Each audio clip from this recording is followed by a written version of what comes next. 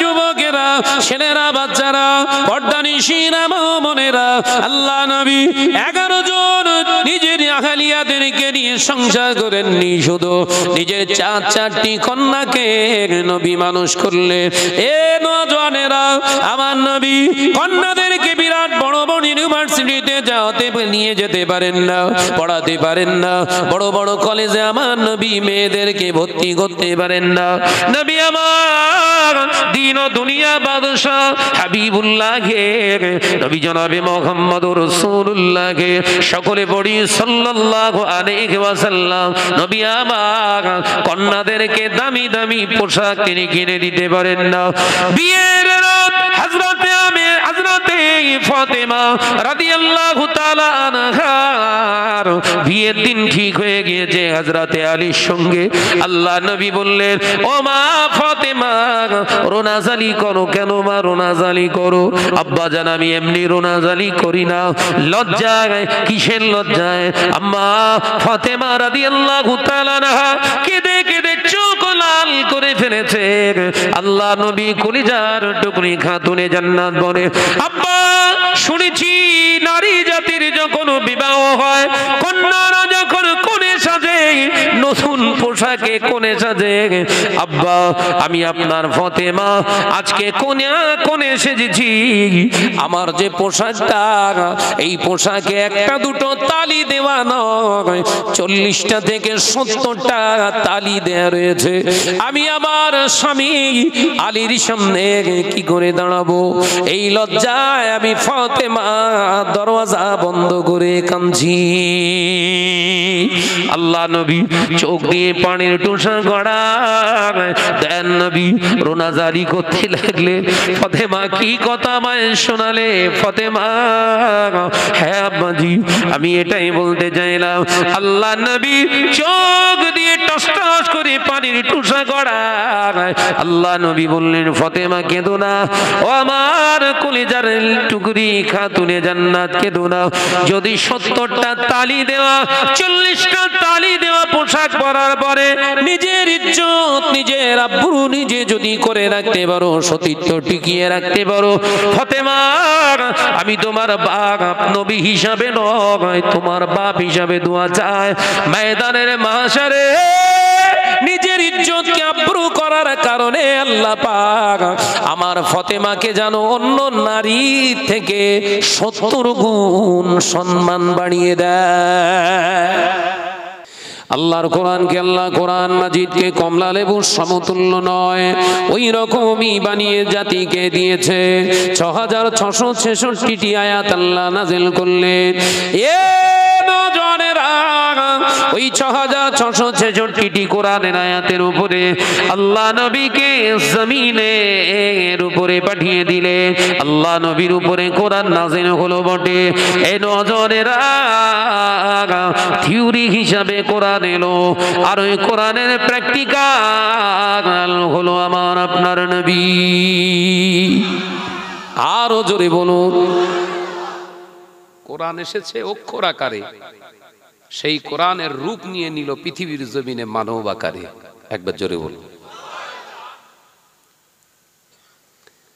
আল্লাহ নবী পাক বিবি আমাদের আম্মা জান হযরত আয়েশা সিদ্দিকা রাদিয়াল্লাহু তাআলা আনহাকে প্রশ্ন করা হয়েছিল, ইয়া উম্মাহাতুল মুমিনিন, ও আমাদের আম্মা জান হযরত আয়েশা সিদ্দিকা রাদিয়াল্লাহু তাআলা আনহা, হুজুর আপনি বলুন আমার নবীর সংসার জীবনটা কেমন ছিল, আমার নবী স্বামী স্ত্রীর সম্পর্কের জীবন কেমন ছিল, আল্লাহ নবীর ব্যবসা বাণিজ্য জীবনটা কেমন ছিল, আল্লাহ নবী পিতা মাতার দায়িত্ব পালন করার জীবনটা কেমন ছিল।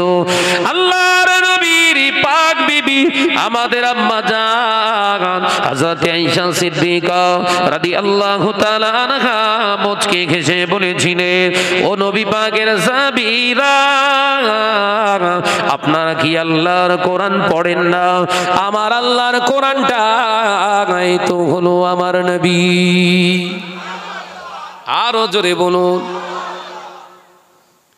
কোরআনটাই তো নবী। তার মানে কোরআনের টোটাল জীবন আদর্শ পাওয়া যাবে রাসূলের কাছে। সুবহানাল্লাহ বলেন।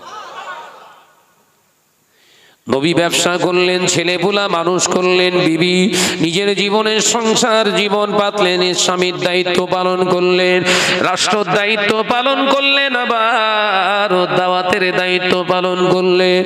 এ নওজোয়ানেরা, যুবকেরা, ছেলেরা, বাচ্চারা, পর্দানিশিনা মা ও বোনেরা, আল্লাহ কোরআনে জানিয়ে দিলেন, ওমা খালাকতুল জিন্না ওয়াল ইনসা ইল্লা লিয়াবুদুন, আমি জিন এবং ইনসানকে সৃষ্টি করেছি পৃথিবীর জমিনে অনলি ফর মি, আমি আমার জন্য, অনলি ফর প্রেয়ার মি, আমি আমার ইবাদতের বান্দিগির উপাসনার জন্য বানিয়েছি। এ নওজোয়ানেরা, যুবকেরা, এই আয়াতের দ্বারা প্রমাণ পাওয়া যায় দুনিয়ার জমিনে বিবাহ করবেন ওটাও হলো ইবাদত, স্বামী স্ত্রীর মহাব্বত সম্পর্ক মানাবেন ওটাও হলো ইবাদত, সন্তান জন্ম দেবেন ওটাও হলো ইবাদত, পৃথিবীর জমিনে ব্যবসা করবেন ওটাও হলো ইবাদত, ব্যবসা বাণিজ্য করবেন ওটাও হলো ইবাদত, বন্ধুত্ব তৈরি করবেন ওটাও হলো ইবাদত, শত্রুতা করবেন ওটাও হবে ইবাদত, দুনিয়ার জমিনে পৃথিবীর জমিনে মা বাপের সঙ্গে ভালো আচরণ করবেন ওটাও ভালো হলো ইবাদত, পৃথিবীর জমিনে কারোর সঙ্গে দুশমনি করবেন ওটাও হলো ইবাদত, শর্ত হলো ফাত্তাবিউনি রাসূল, আমার হাবিবের ইত্তেবা করা লাগবে। একবার জোরে হবে না? সংসার করো নবীর আদর্শ মেনে করো, বিবাহ করো নবীর আদর্শ মেনে করো, বন্ধুত্ব করো নবীর আদর্শ মেনে করো, স্ত্রীকে ভালোবাসো নবীর আদর্শ মেনে ভালোবাসো, সন্তানকে মানুষ করো নবীর আদর্শ মেনে মানুষ করো, পৃথিবীর জমি কন্যাদেরকে বিদায়ী করো, তাদেরকে বিবাহ দাও নবীর আদর্শ মেনে বিদায়ী করো, টোটাল লাইফটাই হয়ে যাবে ইবাদত। একবার জোরে বল। হায় হায় হায়, আমাদের সেই ইবাদত ঠিক আছে তো? কথা বলছি না কেন? আমাদের কাছে নামাজ পড়া, রোজা করা, হজ করা, যাকাত দেওয়া, দান দেওয়া এটাই তো ইবাদত। আর সাহাবায়ে কেরামদের কাছে কি?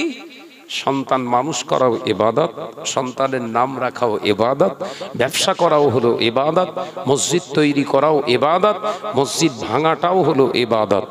শর্ত নবী যেভাবে বলেছেন করেছেন ওইভাবেই করো। একবার জোরে বলো। আমরা সেইভাবে চালাচ্ছি তো? সেইভাবে হচ্ছে তো? আল্লাহ নবী পাক জবানে জানিয়ে দিলেন, মসজিদ হলো ইবাদতগাহ, মসজিদ হলো আমার আল্লাহর ঘর, আল্লাহ আমার পাক। মসজিদ নির্মাণও হবে যে অর্থ দ্বারা, অর্থটাও হবে পাক। জায়গাটা, যেই জায়গাটা বরাদ্দ করা হবে মসজিদের জন্য, বিতর্কিত জায়গা আগে মসজিদ হবে না, মেরে লেওয়া কেড়ে লেওয়া জায়গায় মসজিদ হবে না, ভাগরা করা রেকর্ড করা ওই জায়গায় মসজিদ হবে না। ও বাবাজি, আল্লাহ নবী বললেন প্রথম নম্বর শর্ত, মসজিদের যে জায়গা বরাদ্দ করা হবে ওই জায়গাটায় কোনো বিতর্কিত জায়গা হবে না, মেরে লেওয়া কেড়ে লেওয়া জায়গা হবে না, ভেস্টেড ল্যান্ডের উপরে মসজিদ হবে না, বিশুদ্ধ একটি জায়গা বরাদ্দ হবে মসজিদ। একবার জোরে বলুন। আর এলাকায় খোঁজ নিয়ে দেখেন, যত বিতর্কিত জায়গা সব মসজিদের নামে দান করছে। 30-35 বছর ধরে কেস ঠেলেছে, হয়নি, বলছে যা ওই মাটানটা মসজিদে দিয়ে দিলাম। কথা বুঝতে পারছেন? জীবনে কোনোদিন জাকাত দেয়নি, চোরে ছিনতাই করেছে 25,000 টাকা, বলছে জাকাত দিয়ে দিলাম। কথা বলছেন? ক্যারেক্টার দেখেন। পকেটে যখন টাকা ছিল তখন ছিল আমার, ছিনতাই বাস যখন ছিনতাই মেরে পকেট মেরে নিয়ে চলে গেলেন, বললেন যা, যখন গেছেই তো গেছে, যাকাত দিয়ে দিলাম। যাকাত হয়েছে তো? কথা বলছেন? কিছু কিছু জায়গায় সব ফোন আসে তো, আর আমার সব গঠনমূলক আলোচনা করতে ভালোবাসি তো, আর ফোন আসে সেসব জায়গা থেকে, ভাইজান 35 বছর ধরে 38 বছর ধরে মসজিদ চলছে, মসজিদের জায়গা দলিলই আছে 4 শতক জায়গা, মেপে দেখছি 6 শতক। মসজিদ কমিটিকে জিজ্ঞাসা করছি 2 শতক কি ব্যাপার, বলে আল্লাহর ঘর তো বেড়ে যেতে পারে।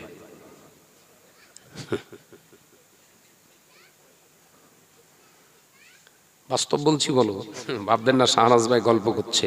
আমাদের ক্যারেক্টারটা কতটা লুজ করে ফেলেছি, দাবি করছি মুসলমান কিন্তু ক্যারেক্টারলেস।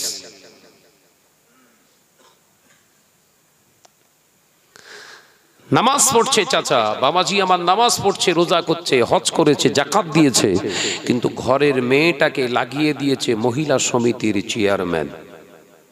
লাগা, হ্যাঁ, ঘরের ছেলেটাকে, ঘরের মেয়ের, ঘরের ছেলের বউটাকে, বৌমাকে লাগিয়ে দিয়েছে বন্ধন গ্রুপের সদস্য হয়ে যাও। প্রতি সপ্তাহে ষাঁড়ের পাশে না বসলে ঘুম হয় না। ওর নাম রেখেছে আবার স্যার। এই কথা ঠিক না বলছে রে? রাগ হচ্ছে না তো? মুসলমান সেটা একটু ঘেঁটে দেখি না, এ কথা বলছে না কেন? হ্যাঁ, হুজুর রাসূলুল্লাহর জন্য জান দিয়ে দেবো। একটা ছেলে বললেন আমি 10,000 টাকা দেব। যে কেন না, নবী দিবস পালন করতে হবে, জীবনের থেকে ভালোবাসবো আমার নবীকে। মাশাআল্লাহ, 10,000 টাকা আমি দিলাম ভাইজান। ঠিক আছে, জলসার দিনে যেদিন নবী দিবস হচ্ছে ওই দিনেতেই দীঘা, বড় দীঘা মোড়ে যে নাফতির দোকানকে যে বলছে, সেলুনকে বলছে 50 টাকা দিচ্ছি, ফোম মেরে দাড়ি কাট। ফর্ম না কি বলে না, ফর্ম নাড়া দেন টেপে ফসফস করবে। ওই কথা বলছেন না কেন? হ্যাঁ, ফর্ম তো নবী দিবসের দিনে। বাস্তব তো নাকি? 10,000 টাকা চাঁদা আর 50 টাকায় নবীকে জবাই করার বেলেট। ভালো করে কেটে চলে এসেছে, এসে মাহফিলে দাঁড়িয়ে সালাম দিচ্ছে, ইয়া নবী সালাম আলাইকা। ফেরেশতারা বলছে আল্লাহ থাকবো না যাব। কেন? আরে আল্লাহ, যে ছেলেটা নবীর জন্য 10,000 টাকা যে বান্দাটা দিল, ওই বান্দাটাই নবীকে আবার জবাই করে ফেলেছে। আলোচনা ছোট্ট ছোট্ট করে বোঝো। এ নওজোয়ানেরা, যুবকেরা, ছেলেরা, বাচ্চারা, পর্দানিশীরা, বোনেরা, আলোচনা বুঝুন। মুসলমান পরিচয় দেয়, বোরখা পরছে ঘরের নারীরা, বোরখা পরা ফরজ মনে করেছে। বোরখা পরা ফরজ নয়, হিজাব করা ফরজ। বোরখা একটা ড্রেসের নাম, একটা লেবাসের নাম, পোশাকের নাম হলো বোরখা। এই নওজোয়ানেরা, যুবকেরা, আল্লাহ নবী পাক জবানে জানিয়ে দিলেন 3 রকমের পোশাক হলো হারাম। আল-লিবাসুস সালাসা হারামা হারামা হারামা। 3 শ্রেণীর পোশাক আমার উম্মতিদের জন্য হারাম। 1 নাম্বার হলো জালি পাতলা, হালকা পাতলা যে কাপড় তৈরি হয় জালি পোশাক, ওই জালি পোশাক, পাতলা হালকা কাপড়ের পোশাক পরা নারী পুরুষ উভয়ের জন্য হলো হারাম। দ্বিতীয় হলো যে পোশাকটা পরার পরে শরীরের স্ট্রাকচার, শরীরের গঠনগুলো বোঝা যায়, যে পোশাকটা পরার কারণে শরীরে আঁটো সাঁটো হয়ে জড়িয়ে থাকে এবং তার দূর থেকে ছেলে এবং মেয়ে একে অপরের চেহারা, আকার, আকৃতিগুলো বুঝতে পেরে যায়। আমি রাসূলুল্লাহ জানিয়ে দিলাম ওই পোশাক পরা আমার উম্মতিদের জন্য খারাপ। তৃতীয় নম্বরে পোশাক, ও আমার সাহাবীরা, আমি নবী জানিয়ে দিলাম, শুনে নাও, জেনে নাও, পুরুষ আর নারীর পোশাকের ভিতরে পার্থক্য হলো একটি জায়গা। একটা পুরুষ যখন পোশাক পরিধান করবে, খেয়াল করবে পায়ের গোড়ালির টাকনুর নিচে যেন তার লুঙ্গিটা, প্যান্টটা যেন ইজারটা না ঝুলে যায়, কারণ পুরুষের টাকনুর নিচে পোশাক পরা হলো হারাম। আমার আলোচনা বুঝতে অসুবিধা হয় না তো? একদম গোদা বাংলায় বলবো ইনশাআল্লাহ। জওয়ানেরা, যুবকেরা, ছেলেরা, বাচ্চারা, নারীরা পোশাক পরিধান করবে। ওই পোশাকটা ঝুলতে ঝুলতে পায়ের গোড়ালির টাকরোর নিচে ঝুরে পড়বে। কারণ মহিলাদের গোপন অঙ্গ 30টা। 1 নম্বর গোপন অঙ্গ তার যেমন মাথা চুল, আর 30 নম্বর গোপন অঙ্গ হলো পায়ের গোড়ালির গাঁট। গাঁটের উপরে কাপড় পরা নারী জাতির জন্য হারাম। কয় ধরনের পোশাক হালাল হারাম বোঝা গেছে না? আছে, এসব আছে। 12 হাত শাড়ি কি মুডের সঙ্গে ভাই কিনে আনলো। হ্যাঁ, শাড়ির দোকানে বলছে শাড়ি দে। ও একটা ভালো শাড়ি দিয়েছে, দোকানদার ফসকামো করে একটুখানি ইয়ার্কি করে বললো ভাই 11 হাত। হ্যাঁ, ভারত দে। 11 হাত শাড়ি হওয়ার পরে কত বড় মদ্দালোক বলেন দিন, দোকানদারের সঙ্গে ঝামেলা করে ঘরে এসছে। বাড়ি এসে জমিলা ভাবির সামনে শাড়ি তুলতে হাতে দিচ্ছে, মনে হচ্ছে হিজড়ে। জবানে আর কোনো ভাষা নেই। এই কথা বলছেন না কেন? 12 হাত শাড়ি হাতে তুলে দিলে একবারও বললো না শোনো 12 হাত শাড়ি এনেছি, এমন ভাবে পরবে যেন আমি ছাড়া পৃথিবীর কোনো পুরুষ যেন তোমার চেহারা না দেখতে পায়। 12 হাত খুব ভালো হয়েছে, কালার খুব ভালো হয়েছে জানো। ও 12 হাত লে আয়নার সামনে দাঁড়িয়ে শুধু প্যাঁচ মেরতেছে। কথা ভুল বলতিস নাকি? 12 হাত কাপড় আয়নার সামনে দাঁড়িয়ে, আরেকজন যাকে বললো বুই তুই ধর, 3-4 পাক মেরে দেখে এখনো 6 হাত। ওয়াল্লাহি কি করব? তো 3 হাত কর, ডবল কর, 3 হাত কর ডবল করে কোষ মেরে মেরে জম্মের দোকান ঢোকাচ্ছে যে ওখানে আবার পিন আপ করে দিয়েছে একদম, দিয়ে লাস্টে দেখে যে 1 হাত কাঁধের উপর ফেলে দে। 12 হাত ক্লোজ। কথা বলছেন না কেন? শাহনাজ ভাই 12 হাতের শাড়ি কিনে আনলো, মদ্দালোকের পরিচয় দিয়ে দোকানদারের কাছ থেকে মোট দিয়ে, সেই মদ্দালোক মেয়ে ছেলের কাছে, স্ত্রীর কাছে মোহরানা দিয়ে যে বিবিকে নিজের বিবি বানালো, সেই মেয়েটার এসে একবারও বলতে পারলো না খবরদার তোর মাথার চুল যেন আলগা না থাকে। এগিয়ে মসজিদে নামাজ পড়বে, মরণের পরে ফেরেশতারা বলবে আল্লাহ হিসেব লওয়ার দরকার নেই, ডাইরেক্ট ঢুকিয়ে দাও। তাই তো নাকি? কথা বলছেন না কেন? হুজুর কেবলারা সব, আমাদের ইমাম সাহেব হুজুর কেবলারা সব বলে মাটি দিতে যে পড়ো, সকলে পড়ো, কবরে লাশ লাবাচ্ছে তখনই বলছে বিসমিল্লাহে ওয়া আলা মিল্লাতে রাসূলিল্লাহ। কোন ইমাম সাহেব আবার বাড়াচ্ছে বিসমিল্লাহে অবিল্লাহে অফি সাবিলিল্লাহে ওয়া আলা মিল্লাতে রাসূলিল্লাহ। ফেরেশতারা বলছে বুঝদি বেরিস, রেখে যা, আমরা চেক করে নিচ্ছি। ওয়ালা মিল্লাতে রসুলিল্লাহ, 12 হাত শাড়ি কিনে দিয়ে যে বোর ওপর গরম মারতে পারে না, ওয়ালা মিল্লাতে রসুলিল্লাহ, তোরা রেখে যা, আমরা থার্মোমিটার দিয়ে দেখে লোবার। ফেরেশতাদের থার্মোমিটার বুঝতে পেরেছেন তো? মুগুর মুগুর। তো নামাজি হবার স্বাদ মেটাবে। আলোচনা অসুবিধা হচ্ছে, মাইন্ড ফ্রেশ হয়ে যাবেন, দেখবেন রাত কখন পার হচ্ছে বোঝা যাবে না।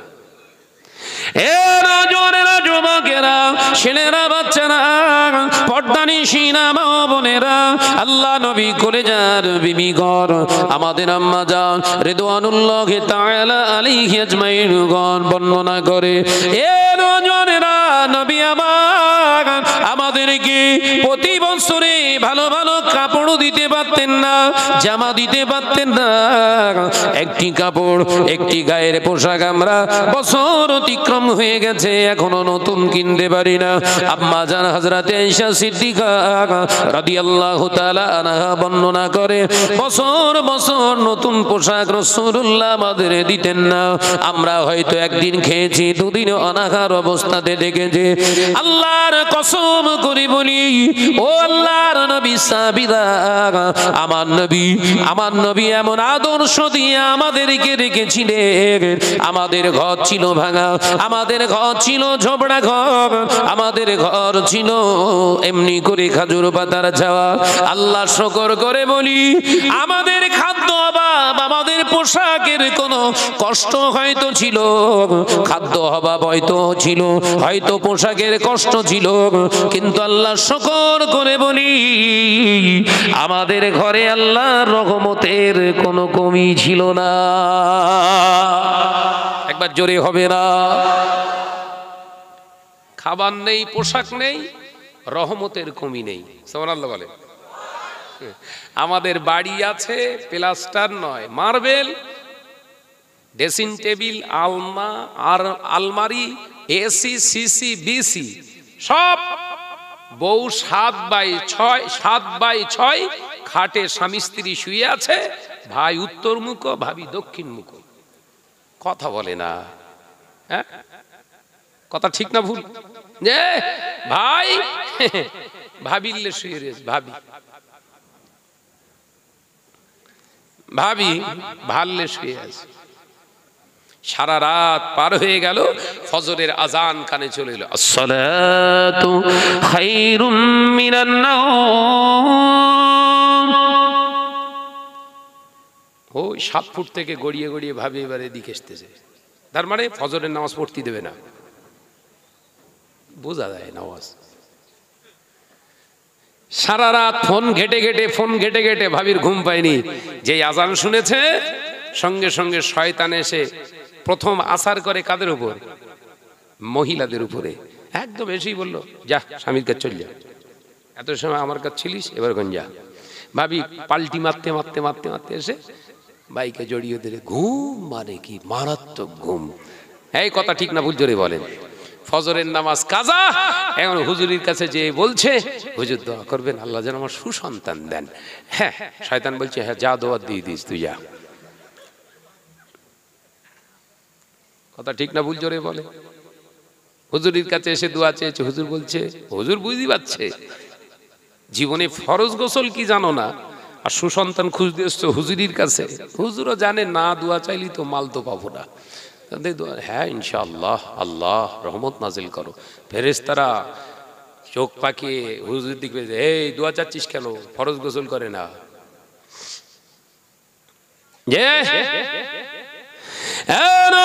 যুবকেরা, ছেলেরা, বাচ্চারা, পর্দানিশীরা, বোনেরা, আল্লাহ নবী 11 জন নিজের আহলিয়াদেরকে নিয়ে সংসার করেননি, শুধু নিজের 4টি কন্যাকে নবী মানুষ করলেন। এ নওজওয়ানেরা, আমার নবী কন্যাদেরকে বিরাট বড় বড় ইউনিভার্সিটিতে নিয়ে যেতে পারেন না, পড়াতে পারেন না। বড় বড় কলেজে আমার নবী মেয়েদেরকে ভর্তি করতে পারেন না। নবী আমার দিন ও দুনিয়া বাদশাহ হাবিবুল্লাহকে, নবী জনাবে মুহাম্মদুর রাসূলুল্লাহকে সকলে পড়ি সাল্লাল্লাহু আলাইহি ওয়াসাল্লাম। নবী আমার কন্যাদেরকে দামি দামি পোশাক কিনে দিতে পারেন না। বিয়ের রাত হযরতে ফাতেমা রাদিয়াল্লাহু তাআলা আনহার বিয়ের দিন ঠিক হয়ে গিয়েছে হযরতে আলীর সঙ্গে। আল্লাহ নবী বললেন, ও মা ফাতেমা, রোনাজালি করো কেন মা? রোনাজালি করো।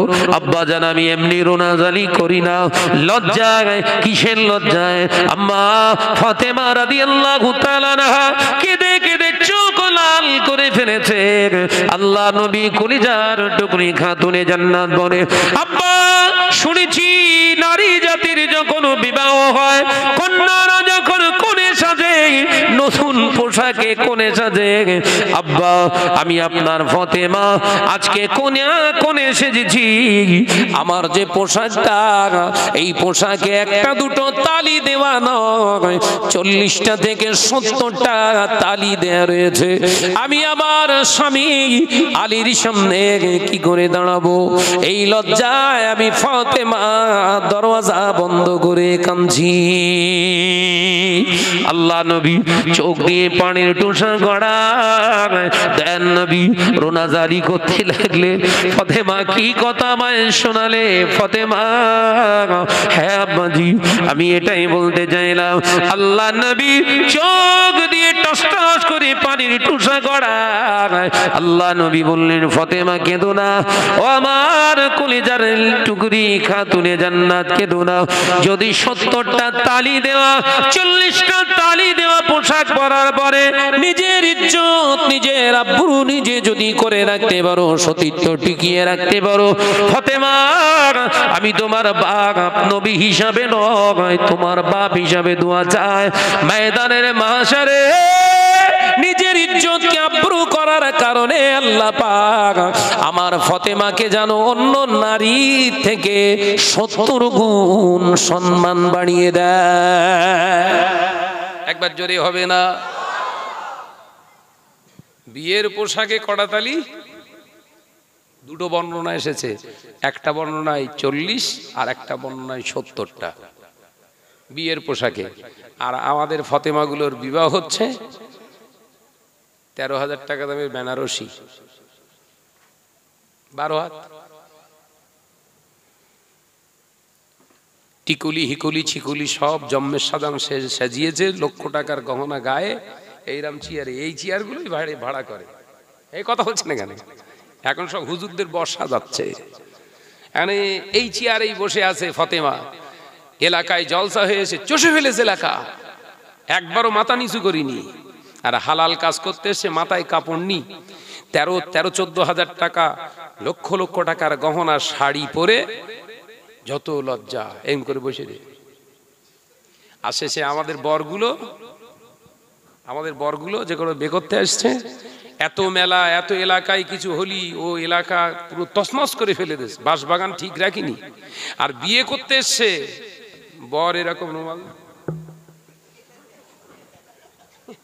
বিয়ে পড়াতে যে বলছি তোর মুখে কি কলেরা ঢেকে রেখেছিস কেন? বলছে না হুজুর আজকে আমার বে। এই সব বনে সেটা বে, তা মুখ ডেকেছিস কেন? মুখির বে হচ্ছে? এই কথা ঠিক না ভুল জোরে বলে? মুখি কাপড় দিয়ে ঢেকে রয়েছিস কেন সব বনে সে? না হুজুর নাকি দিতে হয়, দিতে হয়, তোর বুকি বাঁশ ডলবো।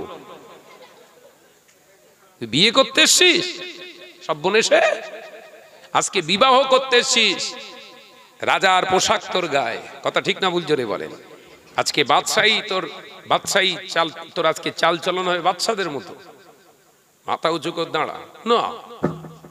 আরে দেখি বোঝা যাচ্ছে চোর, বন্যা কি বললাম, চোর। যদি চিনতে পেরে যায়, কথা বুঝতে পারছেন না?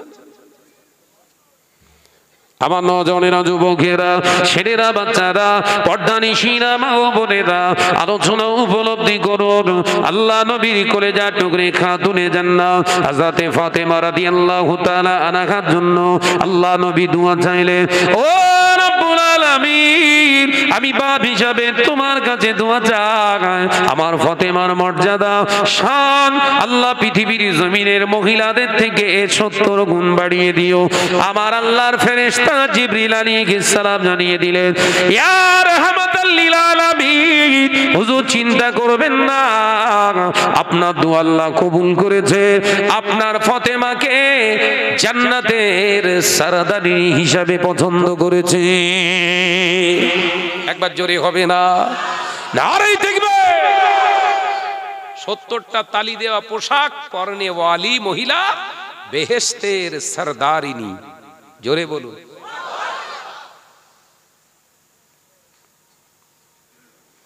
মুসলিম সমাজ ধ্বংস হয়ে গেল। নামাজ রোজা হজ যাকাত এই 4টে করলেই নাকি ওরা সব জান্নাতে যাবে।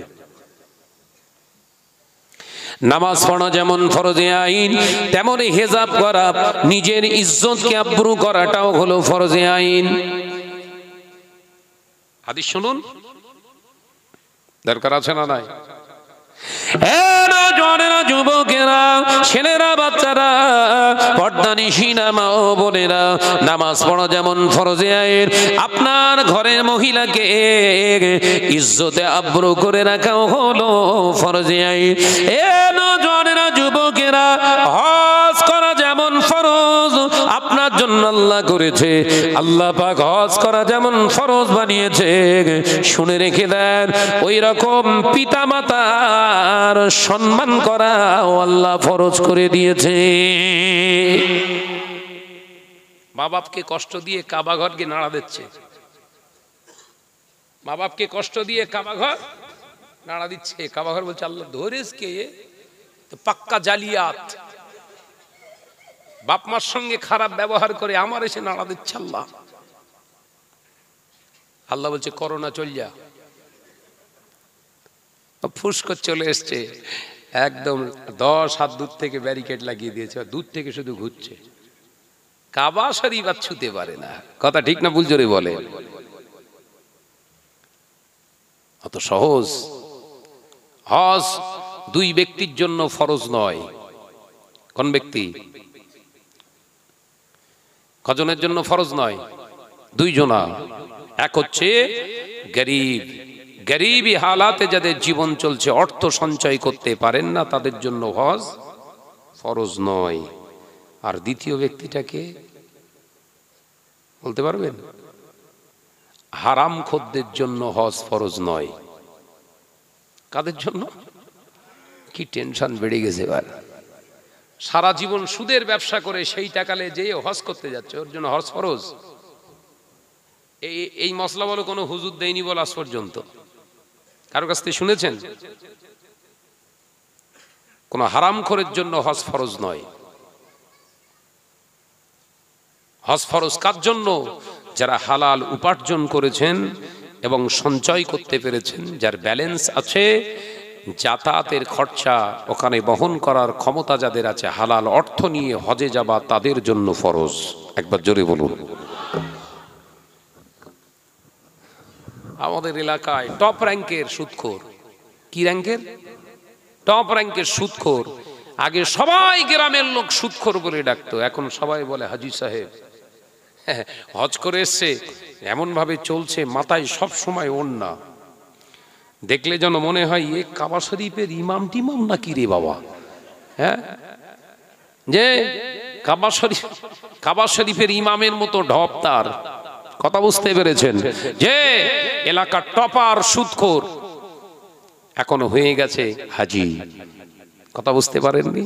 এখন হজ করে আসার পরেই এলাকার মানুষ মুরব্বীরা ফতোয়া দিয়ে দিয়েছে, এখন তো মুফতির অভাব নেই। মুফতি বিভাগ এখন পাওয়া যায় চায়ের দোকানে, ইফতা ক্লাস হয় ওখানে। তো ভাইজান আমার সোনার মানিকেরা, তো এখন 6-7 জন মুরব্বী 5 ওয়াক্ত রেগুলারিটি নামাজ আদায় করে। তারা ডিসিশন নিয়েছেন, শাহনাজ আগে সুদখোর ছিল, এখন নেই। কেন না? হজ যারা করে তাদের জীবনের সব গুনাহ মাফ। তাই তো নাকি? এরকম হাদিস আছে না? কথা বলে না। এরকম হাদিস আছে না? হাদিস নাম্বার জালিয়াতি হাদিস এগুলো। রাসূলুল্লাহ বললেন হালাল মাল থেকে যারা হজ করেছে, যাদের হজটাকে আল্লাহ পাক কবুল করেছে, তাদের জীবনের গুনাহ মাফ হয়। একবার জোরে বলুন। সুদের টাকা নিয়ে, সুদের ব্যবসা করে সেই টাকা নিয়ে হজে গেলে গুনাহ মাফ হয়েছে না গুনাহ বেড়েছে? কোনটা? গুনাহ বেড়েছে। যে এখন এলাকার মুরব্বীরা ঠিক করলো এই মসজিদের তত্ত্বাবধায়ক কমিটির হেড প্রেসিডেন্ট বানাবো শাহনাজকে। আগে নাম ছিল কি? সুদখোর। তারপরে হলো কি? হাজী সাহেব। এবারে হলো কি? সভাপতি। সবার আগে যে বসে সবাই লোক দেখে সম্মান করে। আগে ইমাম সাহেব সুদখোরের বিরুদ্ধে প্রচন্ড ভাবে ওয়াজ করেছে। এখন চায়ের দোকানে বসে আছে ইমাম সাহেব, আস্তে আস্তে সুদখোর হাজী সাহেব গিয়ে ইমাম সাহেবের পাশে বলছে, কি কিছু বোঝা যাচ্ছে না? তো বুঝতে পারোনি? সভাপতি সিটটা আমার উপর ডিপেন্ড করছে, ওয়াজ ঠিক করে করো। ইমাম সাহেব দেখলো এ তো সর্বনাশ, পুরো শেষ হয়ে যাবো, একদম মাঠে মারা যাবো, একদম দরকার নেই। না ভাইজান, আপনি পরিবর্তন হয়ে গেছেন, এখন আপনি হাজী সাহেব পবিত্র। ইমাম সাহেবও মার খাবে। এই শরিয়ত বোঝা যাচ্ছে?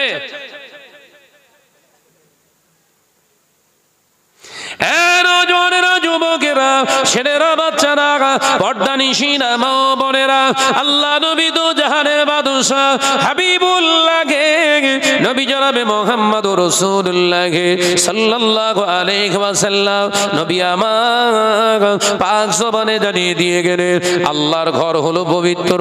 ওই আল্লাহর ঘরে পরিচালক কারা হবে, কমিটি কারা হবে? এ নওজওয়ানেরা আল্লাহ নবী পাক জবানে জানিয়ে দিলেন শরীয়তের কিতাবে পাওয়া যাবে। মুসলমান জেনে রেখে দাও, ইমাম সাহেব কোন কারণে যদি চলে যায় কোন কাজে, 1 ওয়াক্ত 2 ওয়াক্ত 3 ওয়াক্ত 5 ওয়াক্ত নামাজ যদি না পড়াতে পারে, ওই ইমামতির জায়গায় মুয়াজ্জিন সাহেব দাঁড়াবে না। শরীয়তের মাসালা হলো মসজিদ কমিটিতে যারা আছে, মসজিদে নামাজ পড়তে যারা যাবে, ওই মসজিদ কমিটির যে কোনো একজন সদস্য ইমামতি দাঁড়িয়ে করবে। অর্থাৎ কারা মসজিদ চালাবে কি একটু বোঝা গেল?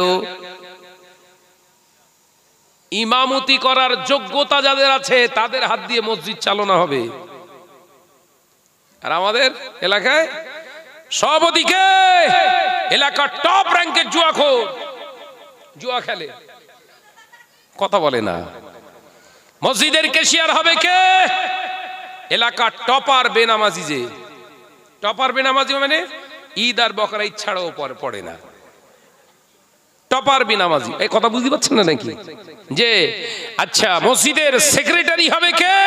না দাঁড়িয়ে দাঁড়িয়ে শুশু করে যে, এদের হাত দিয়ে এখন 85% মসজিদ চলছে। এই কথা বলছেন না কেন? সম্পূর্ণ হারাম। কিয়ামতের দিনে এলাকাবাসীকে জবাবদিহি করতে হবে। একজন হারামখোর ইমাম সাহেবের উপরে কথা বলার যে সৎসাহস পেয়েছে সেটা আপনাদের ইন্ধনে। কিয়ামতের দিনে এই জবাব দিতে দিতে আপনাদের জাহান্নামী করা হবে। কথা বুঝতে পারেননি?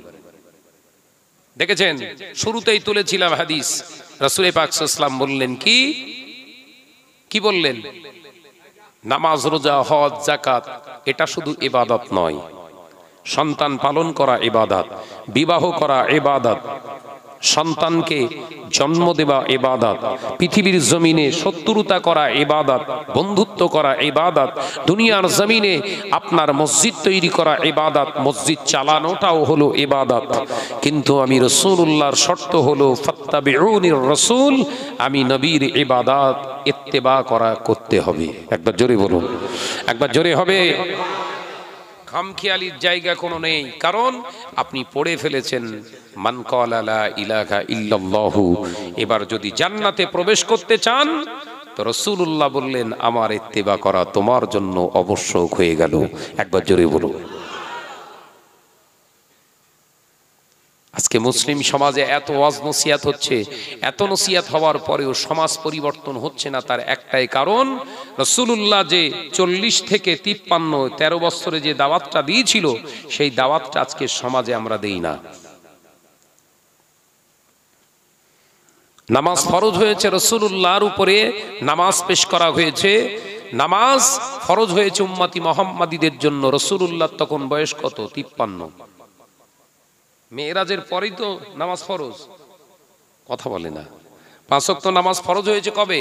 যেদিন মেরাজ হয়েছে সেই রাত থেকে তো। তখন রাসূলুল্লাহর বয়স হচ্ছে 53। আর নবুয়তের দায়ভার পেয়েছে কত বছর বয়সে? 40 বছর বয়সে। তাহলে এই 40 থেকে 53 টোটাল 13 বছরের দাওয়াত ছিল কি? এই টোটাল 13 বছরের দাওয়াত ছিল লা ইলাহা ইল্লাল্লাহ মুহাম্মাদুর রাসূলুল্লাহ সাল্লাল্লাহু আলাইহি ওয়াসাল্লাম। একবার জোরে বলুন। এ নওজওয়ানেরা, যুবকেরা, ছেলেরা, বাচ্চারা, পর্দানিশিনা মা বোনেরা, শুনে রেখে দিয়ে জেনে রেখে দিয়ে আল্লাহ পাকের হাবিব জানায় মান ক্বালা লা ইলাহা ইল্লাল্লাহু দাখালাল জান্নাহ। ও আমার সাহাবীরা, আমি নবী জানিয়ে দিলাম তোমরা যদি একবার কলেমা পড়ে নাও, ও মক্কার মানুষেরা একবার যদি তোমরা কলেমা পড়ে নাও, কি কলেমা? লা ইলাহা ইল্লাল্লাহ, নেই কোনো মাবুদ আল্লাহ ছাড়া, আমি আল্লাহর নবী তোমাদের জানিয়ে দিলাম তোমরা জান্নাতে চলে যাবে। এ নওজওয়ানেরা, আল্লাহ নবী সাহাবীরা যারা শুনেছিলেন, সাহাবা হুজুররা খুশি হয়ে গেলেন। আল্লাহ নবী যখন বললেন একবার কলেমা পড়লে জান্নাতে যাবে, অর্থাৎ আমরা জান্নাতি হয়ে যাব, আল্লাহ নবী সাহাবীরা খুশি হয়ে নবীর দরবার থেকে চলে গেলেন। আল্লাহ নবী কলেজা সাহাবীদের ভিতরে হযরতে আবী হুরায়রা রাদিয়াল্লাহু তাআলা আনহু, আমার নবী পাকের 18 বছরের নওজওয়ান ছেলে আবী হুরায়রা আল্লাহর নবীর চেহারা মোবারকের দিকে তাকিয়ে চুপটি মেরে বসে রইলেন।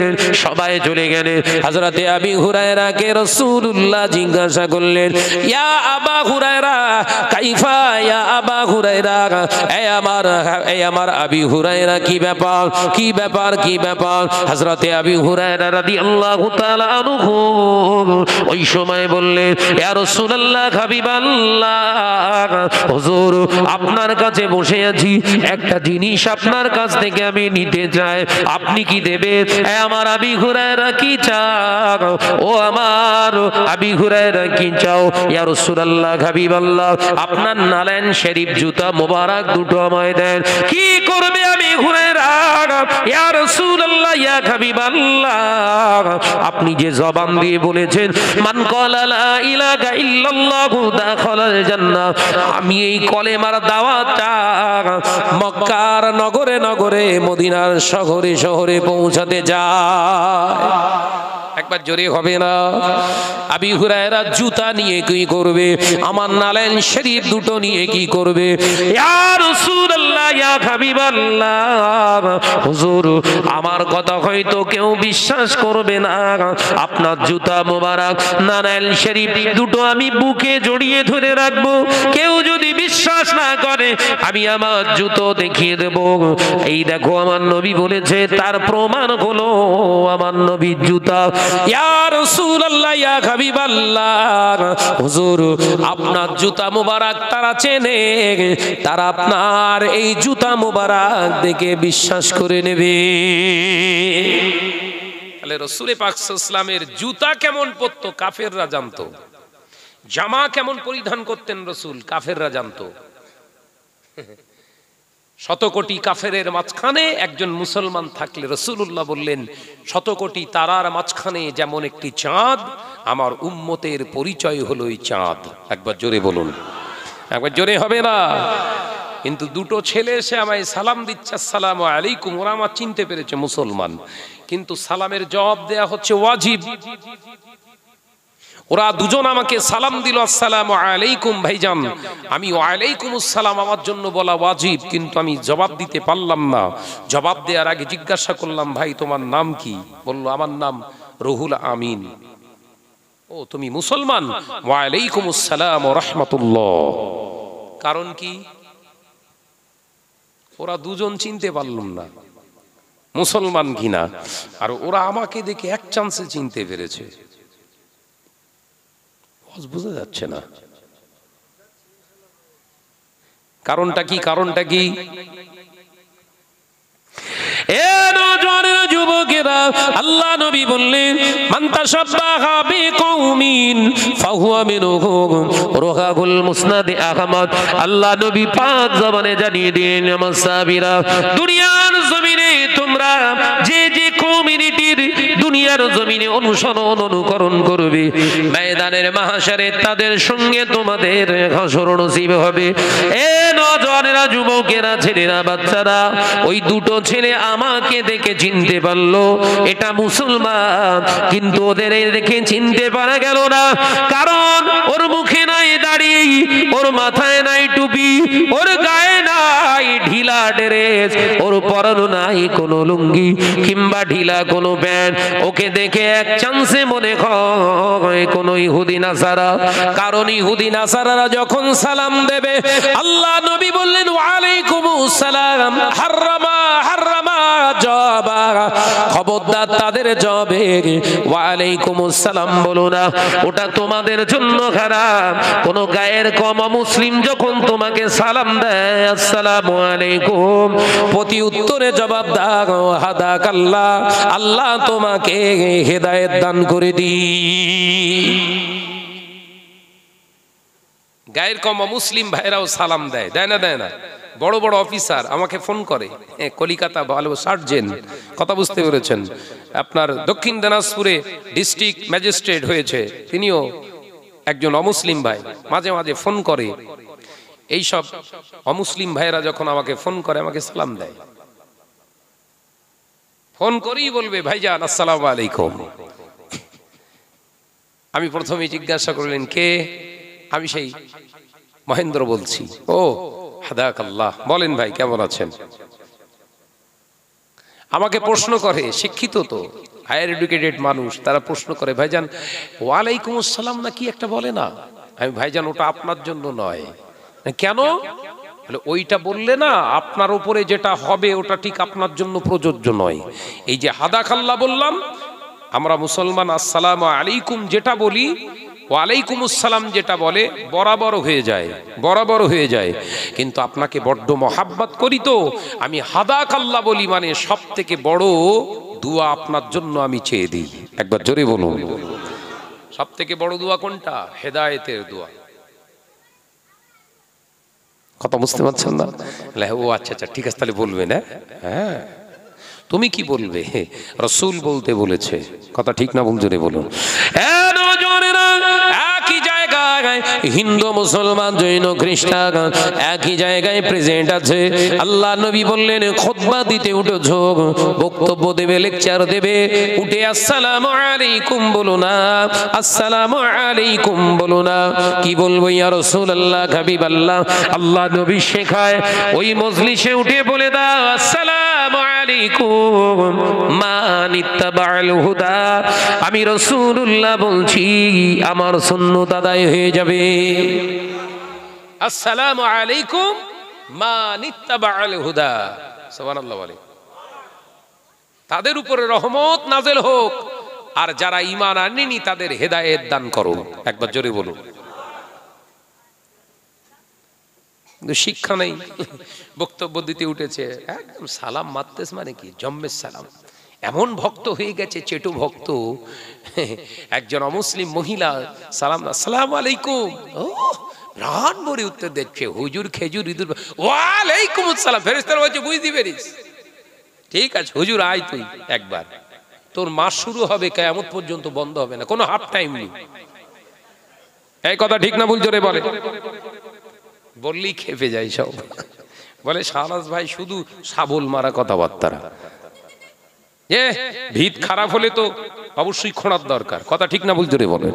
মহাব্বতের সঙ্গে দরুদ আল্লাহুম্মা সাল্লি আলা।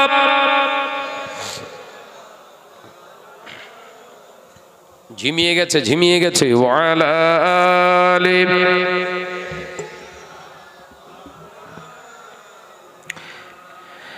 নবী ইয়া নবী ইয়া নবী ইয়া নবী নবী ইয়া নবী ইয়া নবী ইয়া নবী নবী ইয়া নবী ইয়া নবী। তোমার সিলায় জমিন পেলাম, তোমার সিলায় আসমান পেলাম। জোরে হবে না? তোমার সিলায় জমিন পেলাম, তোমার সিলায় আসমান পেলাম। নবী ইয়া নবী ইয়া নবী ইয়া নবী নবী ইয়া নবী ইয়া নবী।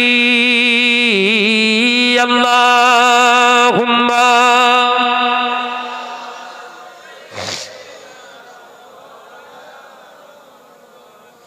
ওয়ালা আলি।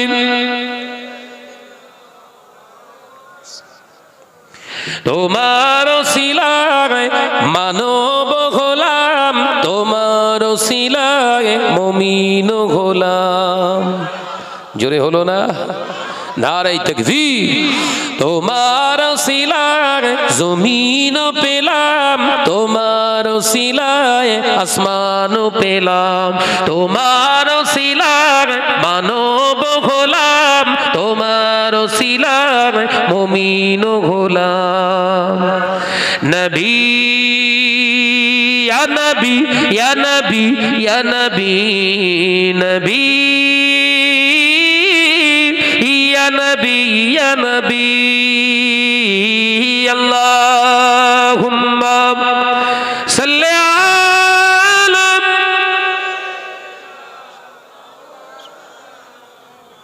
মাশাআল্লাহ মাশাআল্লাহ আরো জোরে ওয়ালা আলিম। খুশির খাবার লাগে মনে যদি দেখা পায় নবী তোমারে ভুবনে।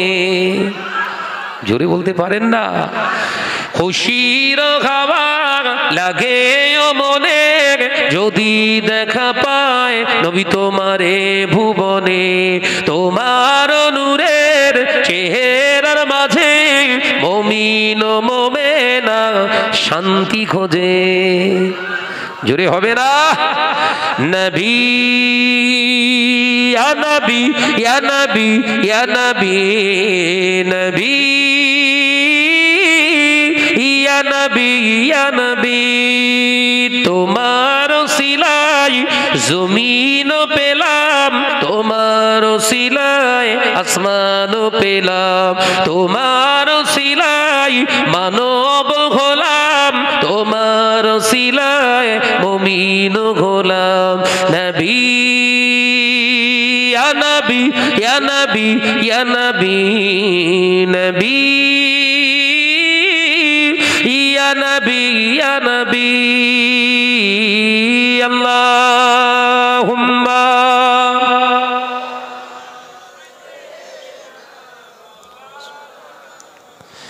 ওয়ালা আলিম।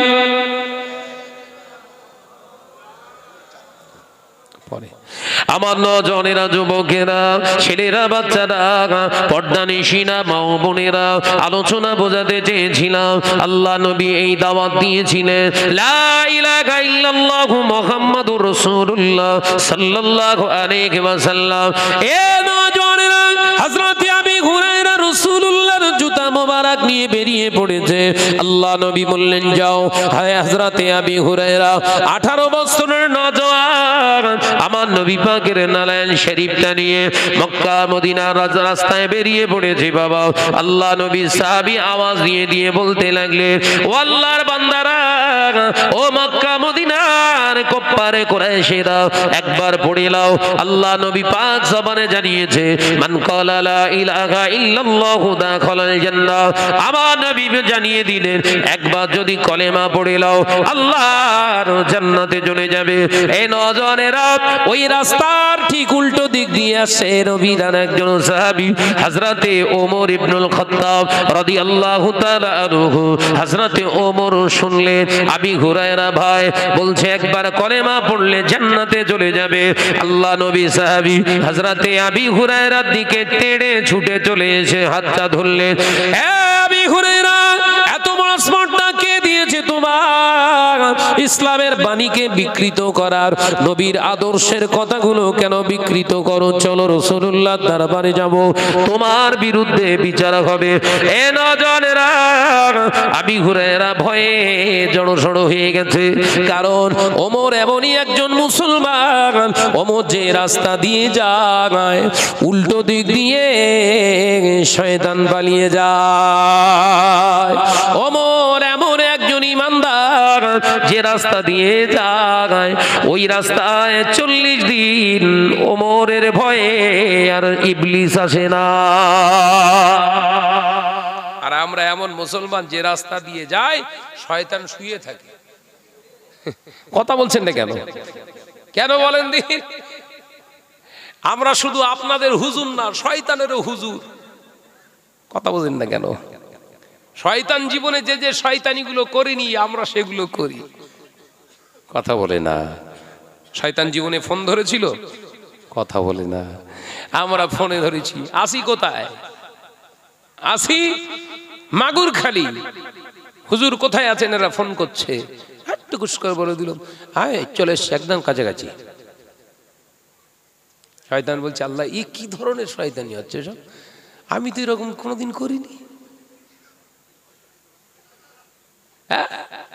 দিব্য সুস্থ শরীর, এরা একটুখানি টাকা কম দেবে, অন্য জায়গায় একটু বেশি ধুলো মেরে দিয়েছে, সেখানে দাওয়াত নিয়ে বললাম শরীরটা ভালো নি, বুঝলি, দরকার নেই, তোরা একটু ম্যানেজ করলে। ভাইজান আপনি না আসলে সব শেষ। জলসাকে না আমার শরীর আগে, বেয়াদবি হয়ে যাবে। শয়তান বলছে, আল্লাহ ও যে রাস্তা দিয়ে আসবে আমি শোবো, ওর পায়ের ধুলো আমি লোবো। জীবনে আমি অনেক শয়তানি করেছি, এরকম তো করিনি। কথাটা ঠিক না ভুল?